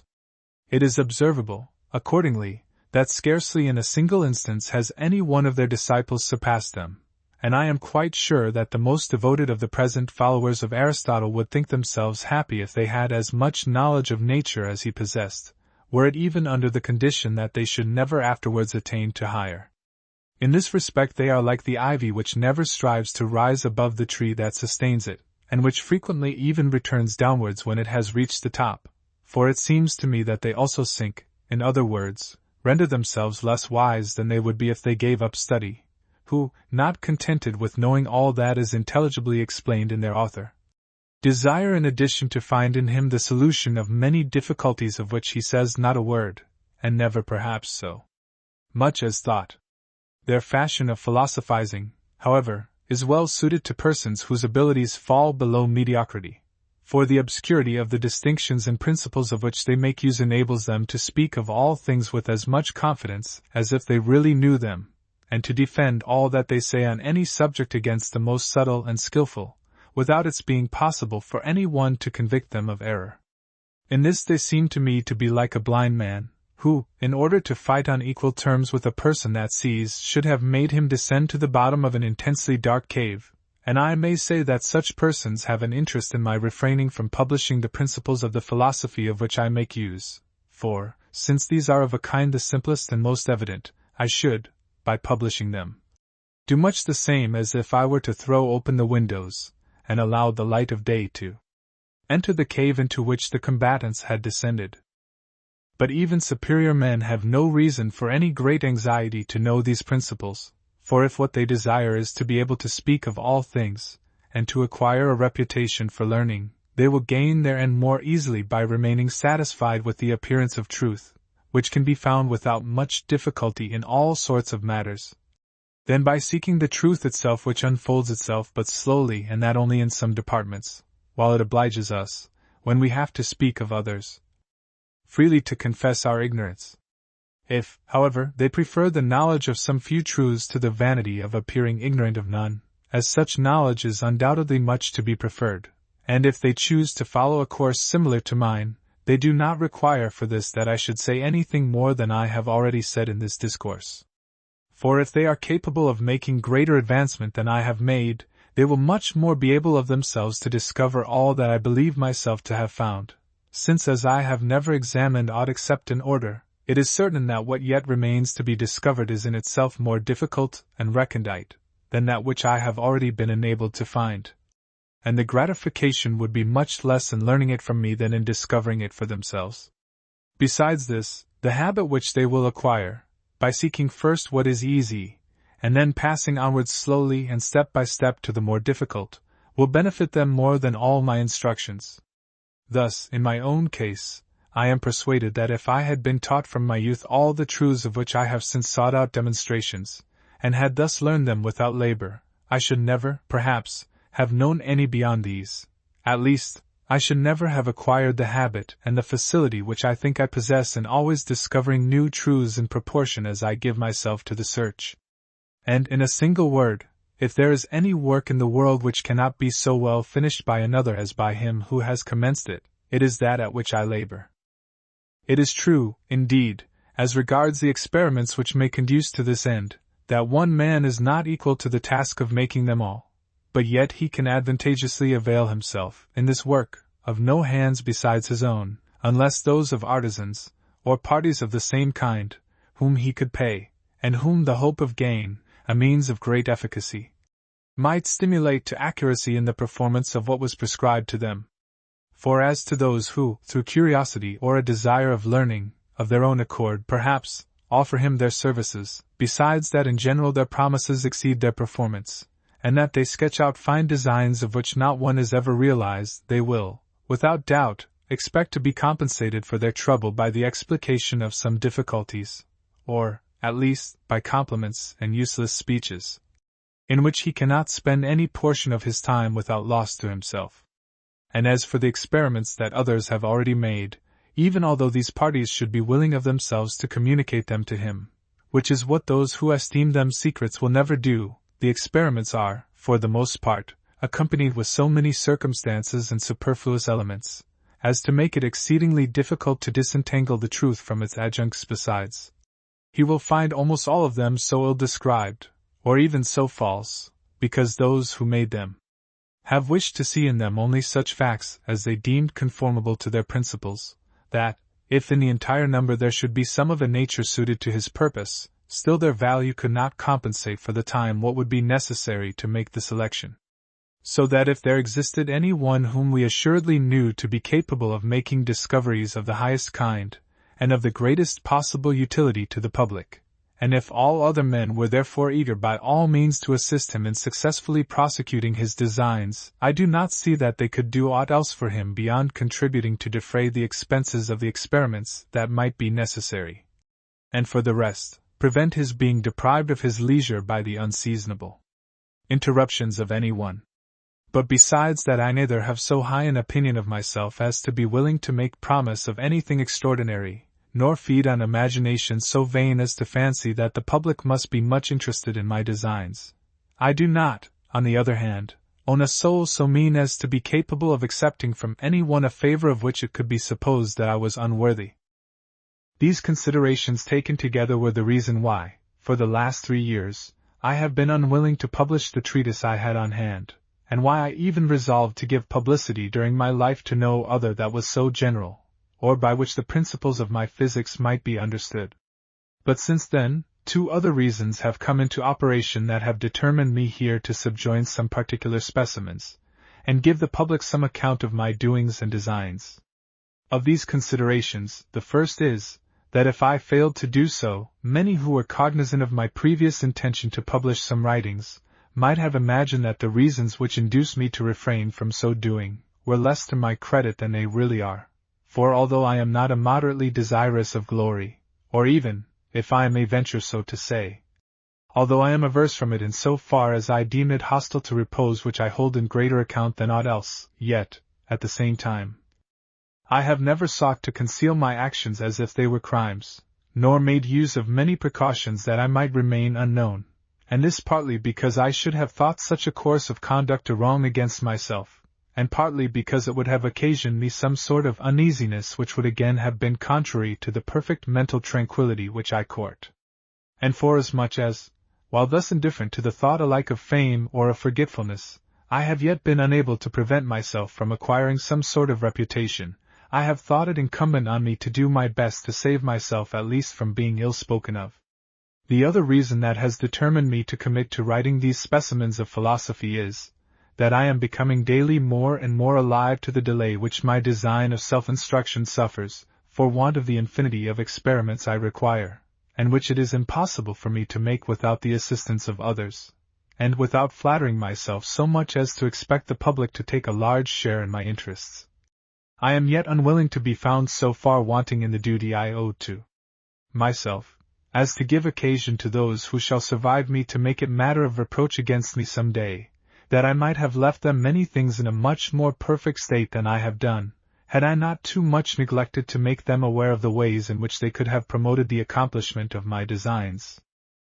And I thought that it was easy for me to select some matters which should neither be obnoxious to much controversy, nor should compel me to expound more of my principles than I desired, and which should yet be sufficient clearly to exhibit what I can or cannot accomplish in the sciences. Whether or not I have succeeded in this it is not for me to say, and I do not wish to forestall the judgments of others by speaking myself of my writings, but it will gratify me if they be examined, and, to afford the greater inducement to this I request all who may have any objections to make to them, to take the trouble of forwarding these to my publisher, who will give me notice of them, that I may endeavor to subjoin at the same time my reply, and in this way readers seeing both at once will more easily determine where the truth lies, for I do not engage in any case to make prolix replies, but only with perfect frankness to avow my errors if I am convinced of them, or if I cannot perceive them, simply to state what I think is required for defense of the matters I have written, adding thereto no explication of any new matter that it may not be necessary to pass without end from one thing to another. If some of the matters of which I have spoken in the beginning of the Dioptrics and Meteorics should offend at first sight, because I call them hypotheses and seem indifferent about giving proof of them, I request a patient and attentive reading of the whole, from which I hope those hesitating will derive satisfaction, for it appears to me that the reasonings are so mutually connected in these treatises, that, as the last are demonstrated by the first which are their causes, the first are in their turn demonstrated by the last which are their effects. Nor must it be imagined that I here commit the fallacy which the logicians call a circle, for since experience renders the majority of these effects most certain, the causes from which I deduce them do not serve so much to establish their reality as to explain their existence. But on the contrary, the reality of the causes is established by the reality of the effects. Nor have I called them hypotheses with any other end in view except that it may be known that I think I am able to deduce them from those first truths which I have already expounded, and yet that I have expressly determined not to do so, to prevent a certain class of minds from thence taking occasion to build some extravagant philosophy upon what they may take to be my principles, and my being blamed for it. I refer to those who imagine that they can master in a day all that another has taken 20 years to think out, as soon as he has spoken 2 or 3 words to them on the subject,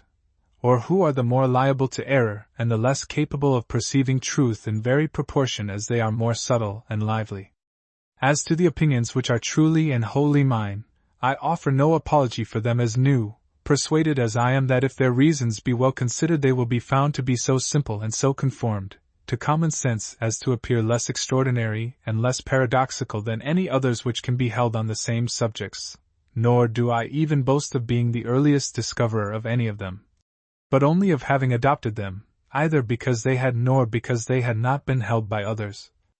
but solely because reason has convinced me of their truth. Though artisans may not be able at once to execute the invention which is explained in the Dioptrics, I do not think that any one on that account is entitled to condemn it. For since address and practice are required in order so to make and adjust the machines described by me as not to overlook the smallest particular, I should not be less astonished if they succeeded on the first attempt than if a person were in one day to become an accomplished performer on the guitar, by merely having excellent sheets of music set up before him. And if I write in French, which is the language of my country, in preference to Latin, which is that of my preceptors, it is because I expect that those who make use of their unprejudiced natural reason will be better judges of my opinions than those who give heed to the writings of the ancients only. And as for those who unite good sense with habits of study, whom alone I desire for judges, they will not, I feel assured,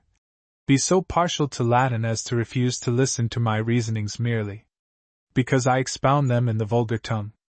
In conclusion, I am unwilling here to say anything very specific of the progress which I expect to make for the future in the sciences, or to bind myself to the public by any promise which I am not certain of being able to fulfill. But this only will I say, that I have resolved to devote what time I may still have to live to no other occupation than that of endeavoring to acquire some knowledge of nature,